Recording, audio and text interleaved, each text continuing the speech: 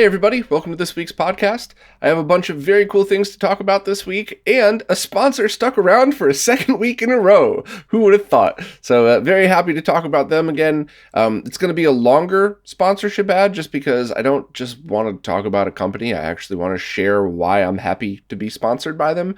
So even if you don't normally sit through ads, give maybe this one a chance because it probably answers some questions you may or may not have had. Or you already use them and it's a complete waste of your time. But come on, for the algorithm, let that one play for me. I'm just kidding. Let's jump in and see what we got this week. First up, Retro Gamer Store just opened pre-orders for a clear top only for original Famicom consoles. The price came to about $80 after shipping to the US, so wherever you live it might be a little bit different. And this was what I was talking about the other week. Since most of these Famicom consoles have decent shape bottom shells, Retro Gamer Store started out and may only sell just the top. And of all the consoles to have a clear top shell, I think this one works out well, both because so many of them out in the wild are very yellowed, but also because there's that neat eject mechanism in there, and there's the front controller expansion port. So it looks pretty cool. Maybe someday they'll consider also making clear controller shell replacements for it, or any of the other awesome additions that they could possibly have to this. But if you're interested, you could pre-order this as well as any of the rest of them directly from Retro Gamer Store or through Castlemania, which is a big help for some people that might already have Castle Cash or just want to buy other things at the same time. So definitely check out the post if you're interested. And it sucks that I have to keep saying this, but I apparently have to keep saying that these are expensive, but you get what you pay for. I can't tell you how many times I've been in a Discord server or on a forum and I just see somebody go, "Pfft, you're the guy that promotes those $100 shells? What a ripoff." Like, no, these are not cheap, thin, brittle shells that'll break after a while. These are all equal to or better than the construction quality of the original. And in order to make them at that quality, you have to make a very expensive tool. So the reason things like this are so expensive is because Retro Gamer Store has to make them in quantities of 500 because they just barely, if not, don't make that pre-order. And the reason that they're not less expensive is because you would need to sell them in quantities of 10,000 to drop the price, especially if you're going through large manufacturing runs. So yes, they're expensive. That's totally fair if you think they're too expensive for you. That's a completely fair thing to say. But no, they're not ripoffs. You get what you pay for. And I'm very happy to purchase one of these because I have a neat Famicom that I've been messing around with for years, trying different mods on. And I think this would look very cool attached to it, especially because I have the new rear board in there with the AV output. And I've purchased every other one of their shells, and every one of them I felt was worth the money. It was expensive, but it, in my opinion, was worth exactly what I paid for it because they were durable, they looked great, they showed up in good shape. The only one that ever had a scratch on it was the one prototype that I told everybody, hey, it's a prototype, they're sending me one just to test out. So yeah, you get what you pay for. They're expensive, but if you're looking for a premium quality addition to your console that adds a neat aesthetic to it, I would definitely say grab one of these. And for the record, I keep all of my original shells as well. Most of the ones, well, except the one Famicom shell that was shattered into a whole bunch of pieces. That one I think I did keep it, but that'll probably end up going in the garbage or something. But, it's one of these things where just because you add the clear shell doesn't mean you have to get rid of the other one. But you could sell it on eBay if your original was in decent condition and you just wanted a clear one instead, or you could leave it in a closet in case you ever wanted to put it back to stock. So options are out there. I'm a big fan of all of these things, and I really hope Retro Gamer Store keeps making them, even though the trolls keep saying that they're too expensive. They're expensive, but they're awesome. This week's Roundup is brought to you once again by JLC PCB, and this week I want to talk about how to order your PCBs right through them. So just go directly to the website, click on Order Now, and just hit Add Gerber File. You don't really need to worry about anything else on that page yet. I know it's kind of intimidating for somebody who hasn't really done this before, but just wait for your Gerber file to load, and then you could check any of the options you want below. Now, normally any of the options you'll need will be pre-selected based on the files that you upload, but you can tweak them to your liking, and I think the most common thing people might want to tweak is what color their PCB shows up as. So I usually use just certain color codes for prototypes and others for production, but there really isn't a right or wrong thing, it's just however you want to do it.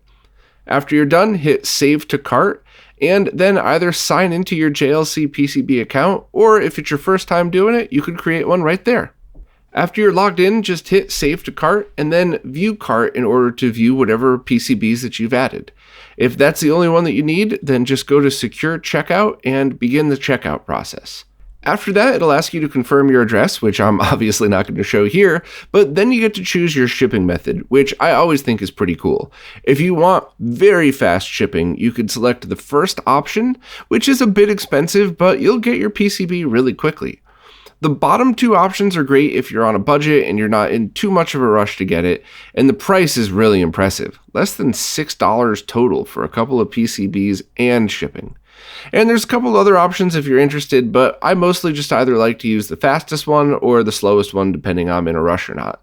And after that, that's pretty much it. Just submit everything through and then enter either PayPal or your credit card in order to pay for it. And you'll pretty soon get some confirmations that the PCBs are being made and then another confirmation after they ship. So that's pretty much everything you need to know to have basic PCBs made from jlcpcb.com for under $6. This weekend was a pretty big deal for fans of the Sega Saturn, as it was the 27th anniversary game competition. There are so many amazing things to talk about, so I'm going to give a basic overview here, but I strongly recommend checking out the posts on RetroRGB by Sega Saturn Shiro, and of course follow the links there to both their site and others if you want more information on each of them. But here's a quick rundown. Every year there's a game competition where people could submit their software for the Saturn. But this isn't just a game competition. Any kind of dev tools and demo scene type stuff is also accepted and highlighted.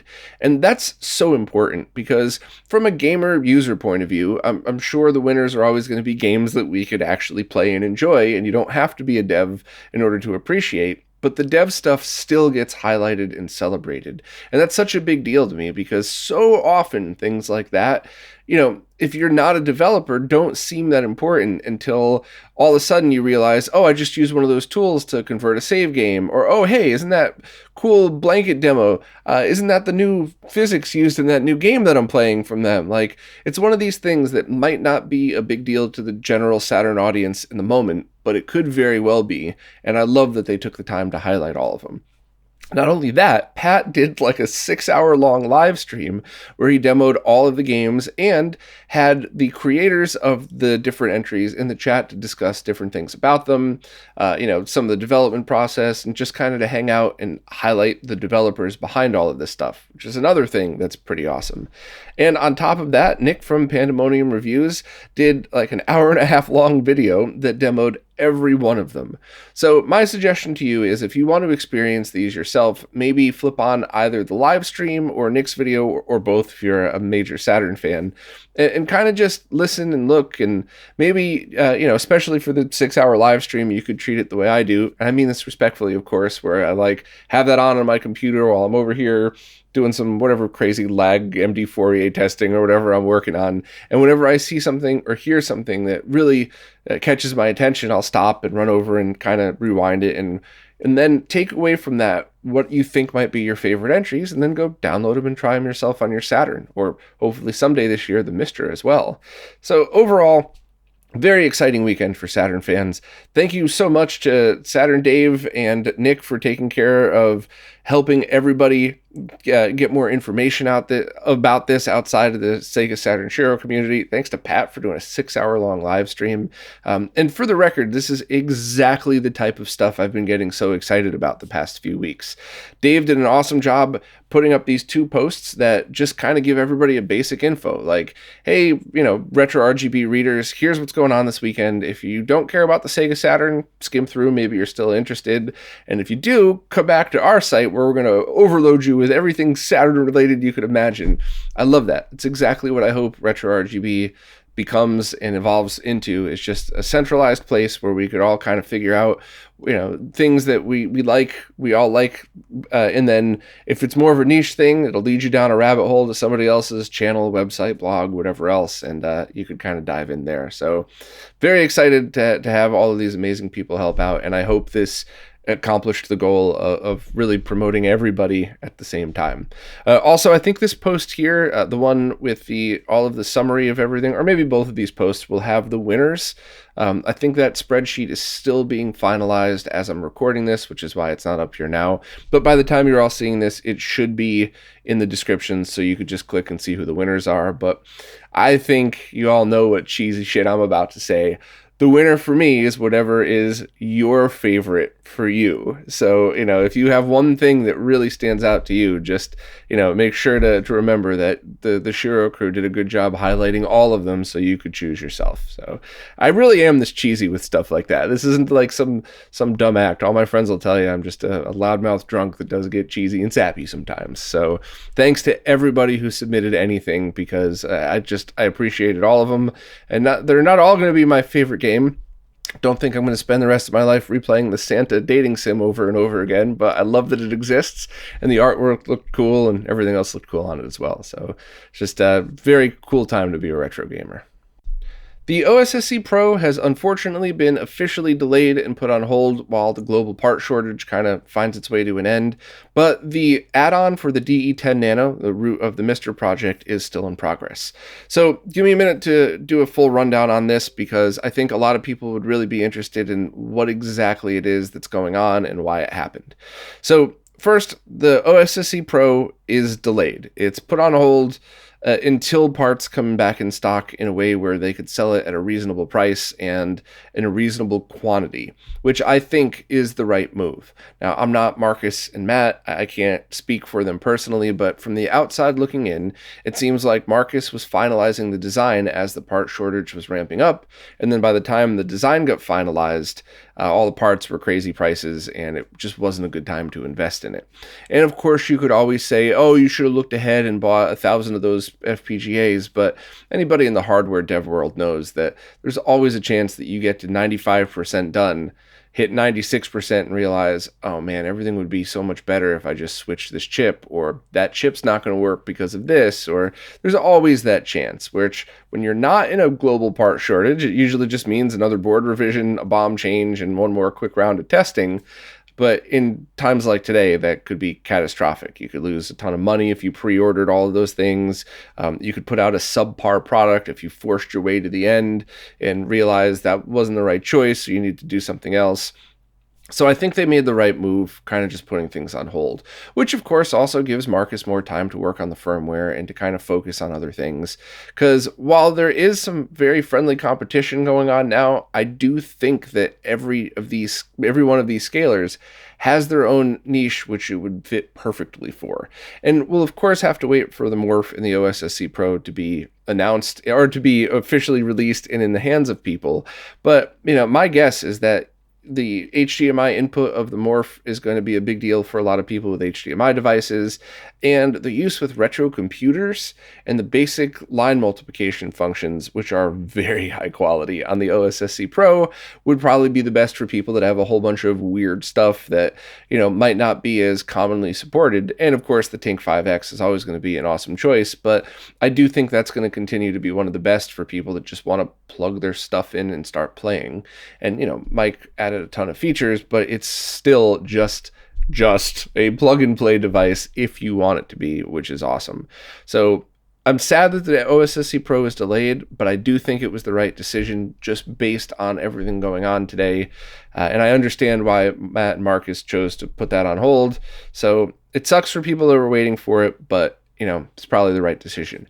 However, a very cool spin-off of this, Marcus has designed a board called the Dex VD ISL, which I'm not going to say that. I'm just going to call it the Dex because it's a ridiculous name and it sounds like I'm talking about somebody named Dex who just got the crabs or something like that. So the Dex is an add-on board for the DE10 Nano.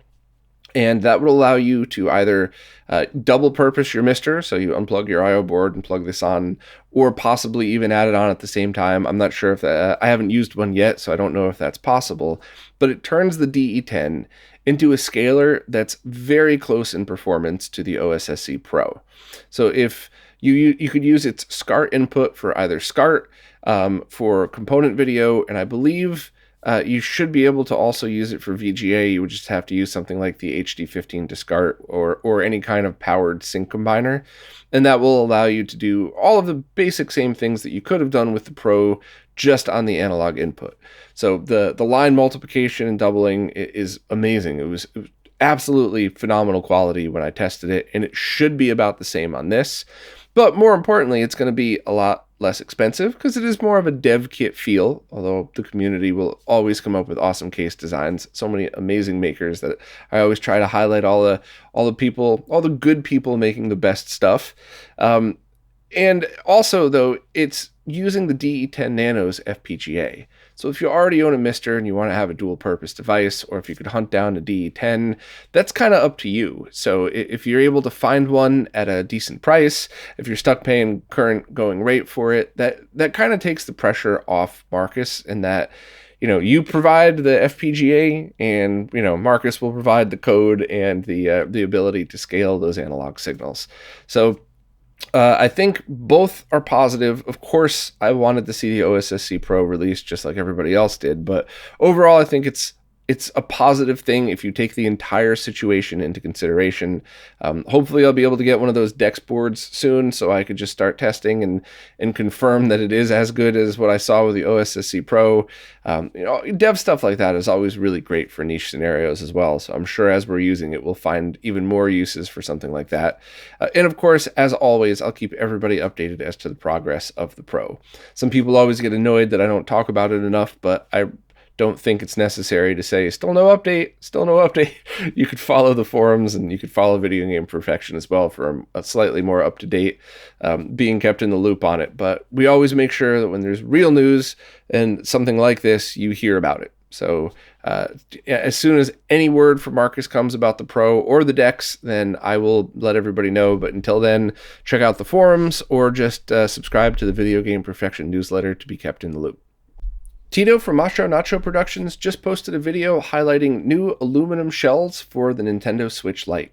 And the overall conclusion Tito came to was that if you're a fan of metal shells for your handhelds, this thing is awesome. However, it requires a ton of disassembly, reassembly, and of course the giant pain of removing the original LCD screen, which can be made easier with certain tools that Tito shows and a lot of patience, but it's something to note before getting into this.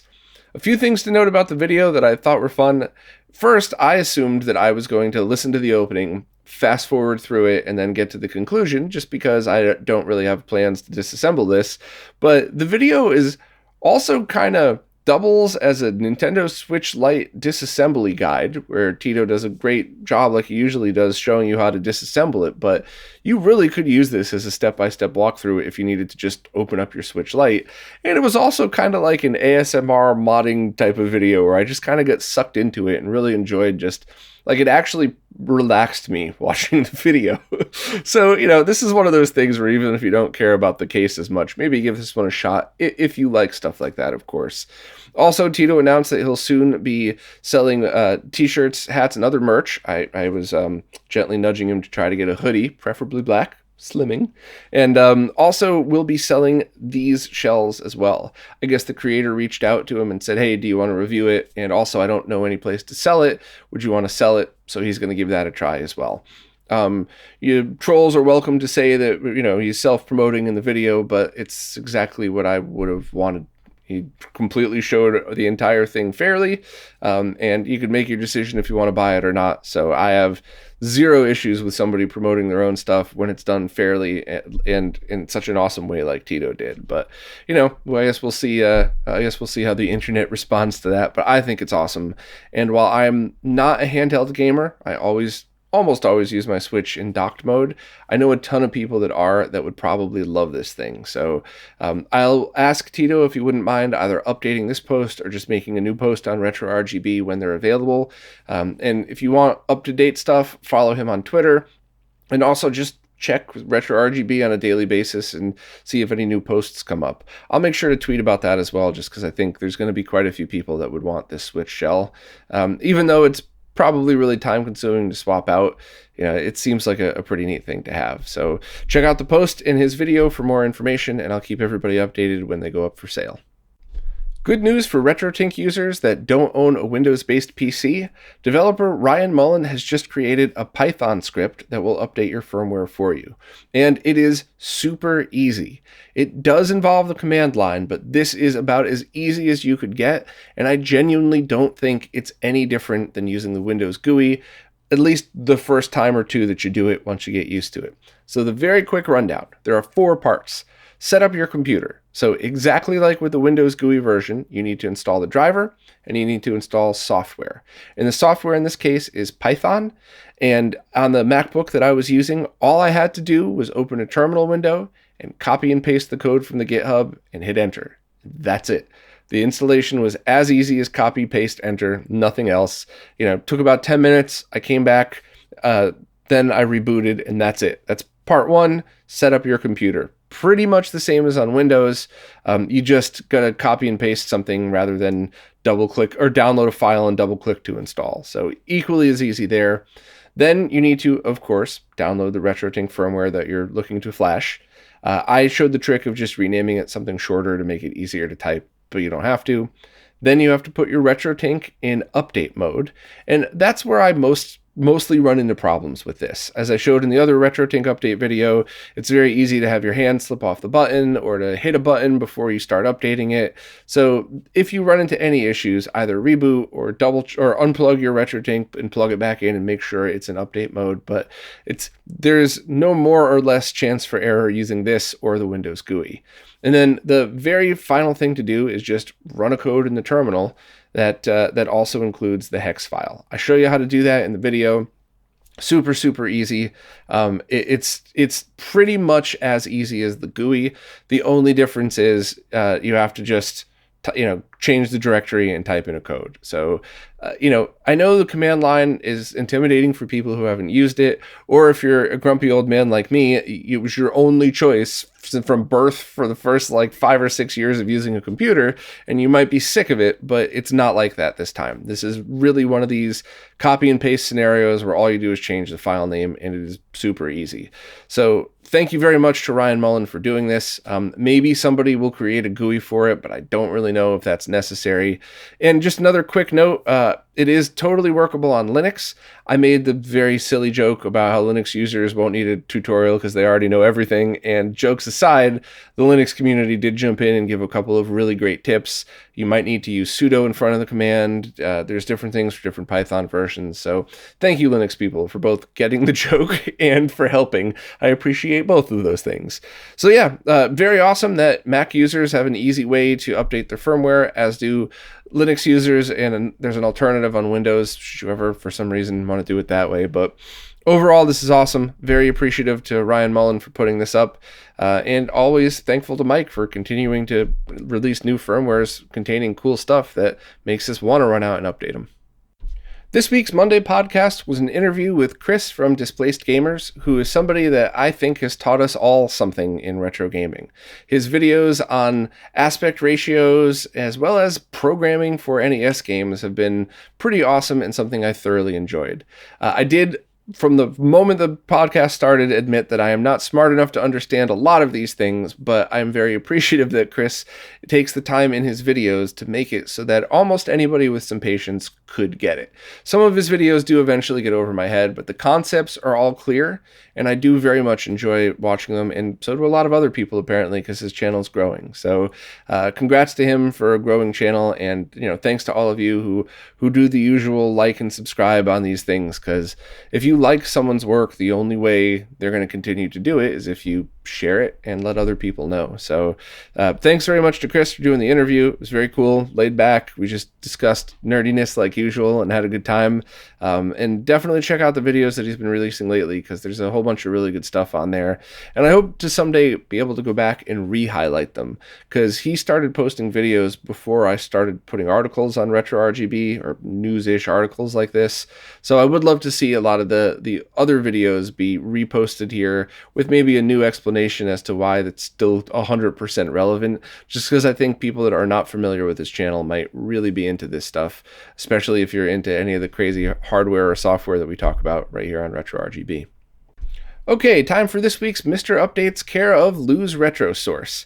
First of all, there's a PC8801 core for the Japanese computer by NEC, and this is a popular computer in Japan that had a lot of game developer support from companies like Sega, Enix, Square, Konami, and a whole bunch of others.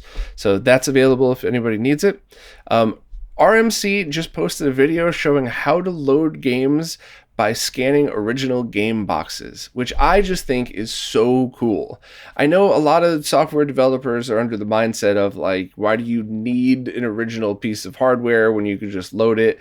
But I politely have to disagree. I like both sides of it. For me, the nostalgia end is for the original cartridges and boxes and manuals and just gaming is what is a whole other factor of it that for me doesn't really have much nostalgia past the first 2 minutes that you're playing. Once you get a couple minutes into a game, you're playing because you like the game, period. So I love that RMC figured out a way to marry these two things together. So you could take your original boxes, scan them, and Mr. will load the game. Very cool. I'm really looking forward to messing with stuff like that as well. There's been some more updates for the PlayStation Core. Sound is finally working. Not for all games, but it's a very good start, and Robert is making progress like crazy, like usual. So we should all just give a quick shout out to Robert. And as always, if you have the ability to, please consider signing up for any of your favorite devs' Patreons. Or if you're not in the position to, at least consider telling anybody you know that might really care about that stuff. But Robert also addressed the RAM issue, which Lou clearly laid out in this post. There is still a chance that if you want 100% accurate emulation that you would need 2 RAM modules, not one bigger one. And the reason is because of bandwidth. Each of the RAM modules can only support a certain amount of data throughput at a time. So the second RAM module might be required for that.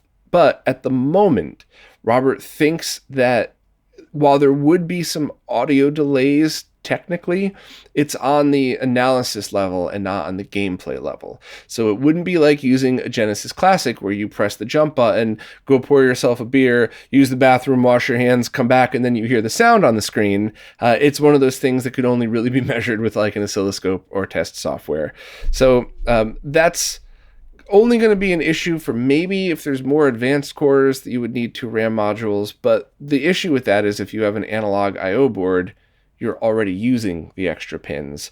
So the good news is that for gamers out there, we should be able to still use this, and potentially for speedrunners as well, because, a 1/10 of a second of an audio delay not only isn't hearable by human ears in most cases in this setup, but it's also not going to affect the gameplay itself. So at the moment, there could still change, there could still be new things, but it looks like the gaming experience will be spot on with 1 RAM module, but it just might not be considered 100% accurate without both.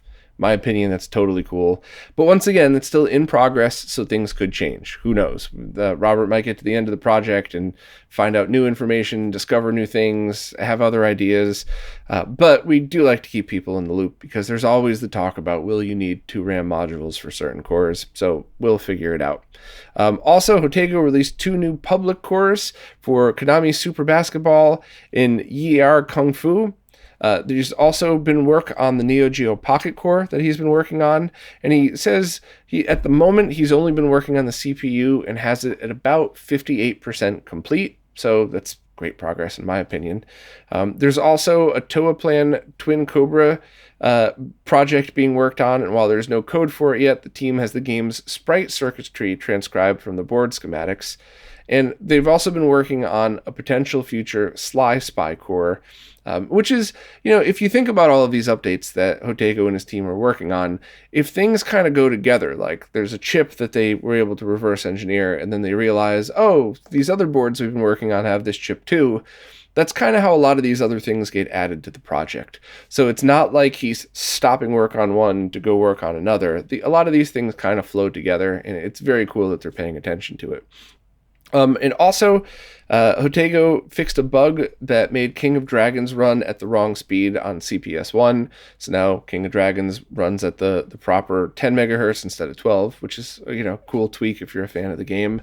And there's also some smaller updates, like fixes to the Amiga core, and there's also, I believe it came out right after Lou posted this, but there's some, the Atari 2600 core is being rolled into the 7800 core. Check out Lou's video next week for more info on that. I'm sure he'll be covering it, but that's not a bad thing. You're not losing anything. It's just kind of like loading a Game Gear game through the SMS core or something like that.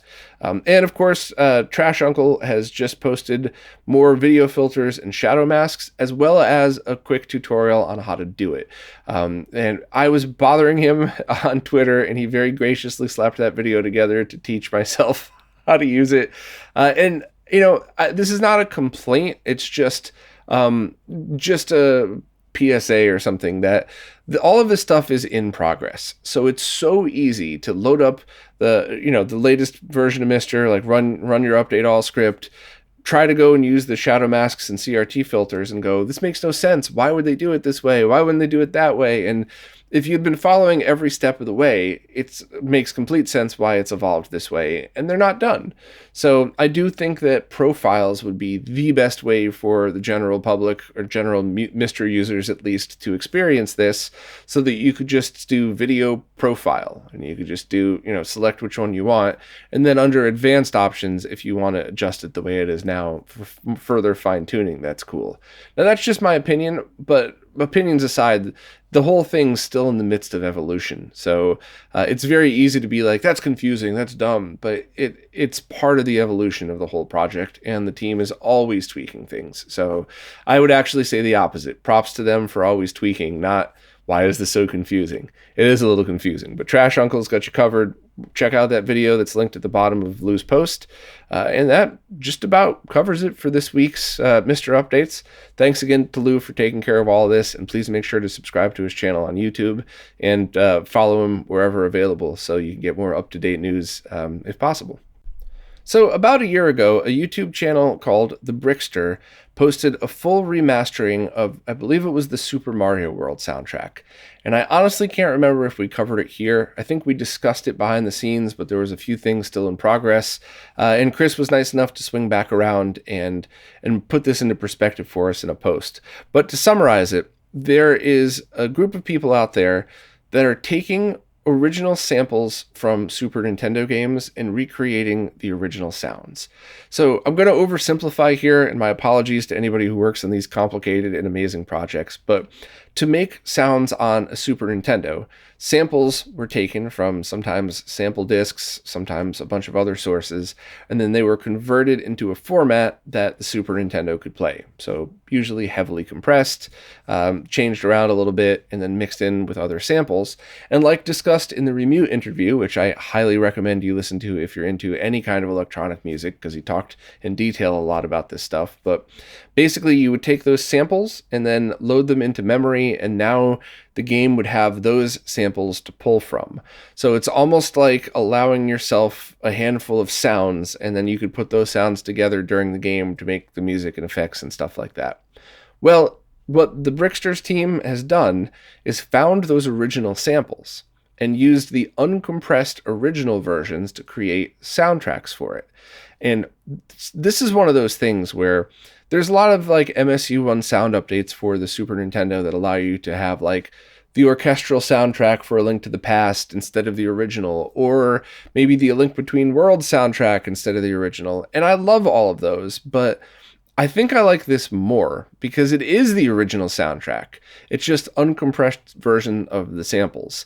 So the fact that they're taking the time to do this, and the fact that, of course, the SNES modding community has been making some MSU1 patches, are really awesome. So what the whole community together has done with this stuff, the Bricksters team and the point of Chris's post is talking about reverse engineering of the samples to create these soundtracks in the way they were before they were compressed down for use on the consoles. And then other aspects of the gaming community are taking the soundtrack and turning it into ways to use it on a real Super Nintendo via a ROM cart or via emulation.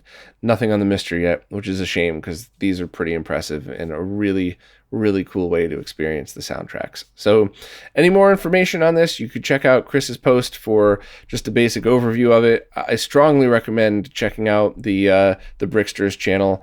And I believe the things they're working on next are Pokemon Heart Gold and Soul Silver. Sorry, I always get those wrong. But Yeah, so I would check that whole thing out if you're into it. And it's just very impressive work because it's just, a way to experience the same thing that you may have always had, but in a completely new and interesting way. So let's cross our fingers and hope the Mr. Team has time at some point to add MSU sound support, MSU1 sound support for this exact reason, as well as other amazing stuff like the BSL patches. The company Hori is asking for our opinions on a new retro-focused arcade stick, combination spinner, trackball, and a bunch of other cool things. I do want to take a minute to talk about this, but I do also want to say that if you only use a controller and you have no desire whatsoever to talk about arcade sticks, trackballs, or anything else, then you might want to drop off. There's not going to be anything important after this one. But if you are into this, or even if you're kind of interested in what's going on and why they're asking, sit through it. Let's see how long I take to get through it here. But if you don't care, just drop off. I don't want to waste your time. I mean that in a nice way. Anyway. So Hori wants to know what we as a retro gaming community are looking for in an arcade stick or multiple sticks or a combination of things. And they showed a couple of different renders of things that they were working on and things that they could do. And I wasn't too clear about what the exact goal is. Are they asking us to only choose one of the products? Are they just asking for our feedback to see if it's worthwhile to make multiple products? But the one thing I saw that really caught my eye, that really made me think they're onto something, is a modular version.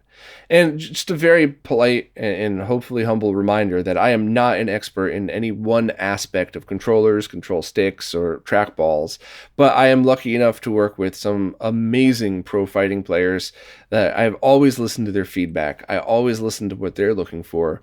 But at the same time, being the middleman of RetroRGB, I also am able to hear what just people who want to play their games want. And I truly think that Hori could hit a happy medium as long as price allows. But what I would love to see is the modular design come to light. Now, if they want to make the individual ones too, I'm sure people would buy them. But imagine a controller, and if you're watching on video, you'll see the picture here. If you're listening on audio, I'm going to walk you through it anyway. But imagine a controller where the middle piece is the buttons. So you have a centerpiece that's buttons, all of the electronic controls, the outputs, and all of that. And then you could have modules snap on to the left and right sides. And with that, I would actually suggest it's an 8-button center, just so you could have people with different combinations of Neo Geo buttons or whatever else. But then on the left and right, you could plug whatever you wanted into in any way. So plug it on the left side, and maybe you have just an arcade stick plugged into the left and buttons in the middle, and that's it, you're done. Maybe you also want to connect a trackball to one side or the other. Maybe you want to have a flight stick, which they didn't show, but hopefully they would consider that. Maybe you want to have 2 flight sticks, one on each side for like a twin stick mech warrior thing. But I think the modular design is really important because this way you could make one set of things that could be used in anybody's different combination. The only things that I think are really necessary about this are, first of all, make sure build quality is decent. I'm being realistic in that, while I love my Vuelix controller, which is just this massive, giant, 95-pound controller, I love that, but that's not for the general public. No, most people aren't going to just buy this giant, heavy thing to use to play games. But don't make it a plasticky kid's toy. You have to have a happy medium of where if you have it on a desk, it could withstand a fighting game. I understand that a modular design might not be locked in, so if you play on your lap, you might still get some bend on it. So it might not be for the extreme pro, but keep in mind that people who care about gaming will use this. So make sure it's nice and solid. The other thing that I think is incredibly important is make sure you have good quality components inside. You want people to be able to choose what stick and buttons they want. So you don't want some proprietary thing. You want Sanwa buttons or the standard concave buttons, and you want different kind of stick options for people. So that way you don't have to worry about modding something you just bought. You could either buy the version you'd like, or crazy pro players would probably mod it anyway, but I love them because they're just as nuts as I am, so that's fine anyway. And, same thing with the spinners and the trackball. Make sure they're good quality and make sure they're things that people really feel like they're using in arcade, not a plasticky toy that could break if you spin it too fast or something like that. The spinners especially, people are very sensitive to those, and you need one that's weighted that does the proper movements of either locked or infinite spin like you would with Tempest.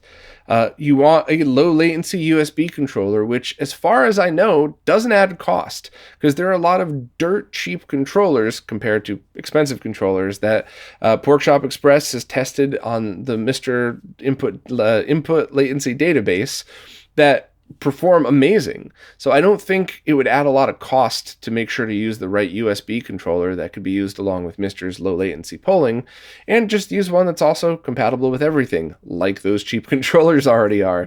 So you could plug it into a Raspberry Pi, a Windows emulation machine, and some modern consoles as well. Of course, support for modern consoles is awesome, but they specifically said this is like a retro thing, so that's the necessity for the retro side of things. Also, if you want to cater to the crazy market, you could have a DB15 connector for people using super guns, but I totally understand that that's a little too crazy. If cost allows, cool, but that's one of those things where if you would only raise the cost of the stick by like $2 or $3, throw it in. But if that's going to add $10 cost, don't charge everybody $10 for what the crazies like me would want on there. The only other thing, I guess, is just make sure that it's sized so adults and kids can use it. I've seen some designs of controllers that are tiny, and if you have little hands, or if you're a child, that's totally fine. But if you got big bear claws, you're not going to want to play on something like that. You're going to get your hands cramped.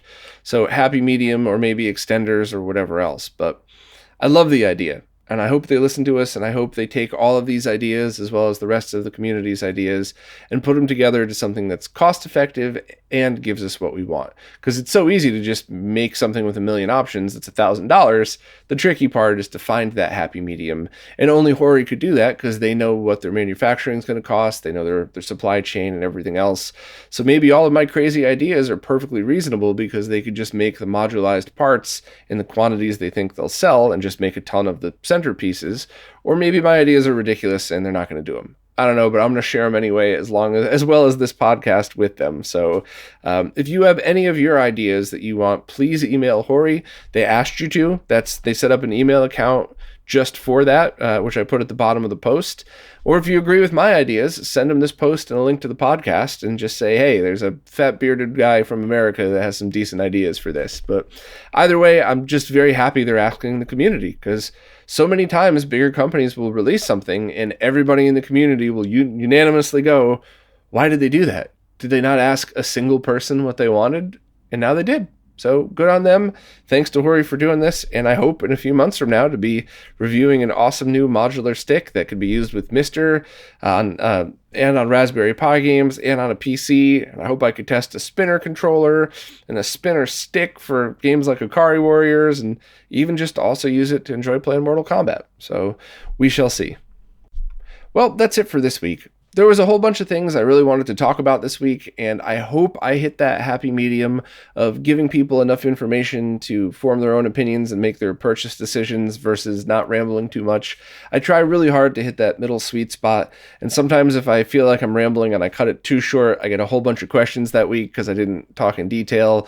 And of course, every time I talk too long, you all tell me. I'm not worried about that. But as always, if you have any thoughts on this, definitely post your thoughts and comments. I take them all to heart. I take all the ones that are worded even remotely politely down to heart. Respectfully, I do listen to them. And that doesn't necessarily mean I'm just going to switch and do what you said, but I do listen to your feedback and take it seriously. So as always, thank you to everybody who watches, listens, plays nicely in the comments. Thank you again to JLC PCB for sponsoring again this week. Hopefully they're in for the long haul, because I do like them and I do want to continue working with them. And especially thank you to all of you who support in any possible way, whether it's the monthly support services, tipping, telling your friends about the monthly support services, whatever it is, you are the people who keep this alive and keep it going. So thank you all so much, and I'll see you next week.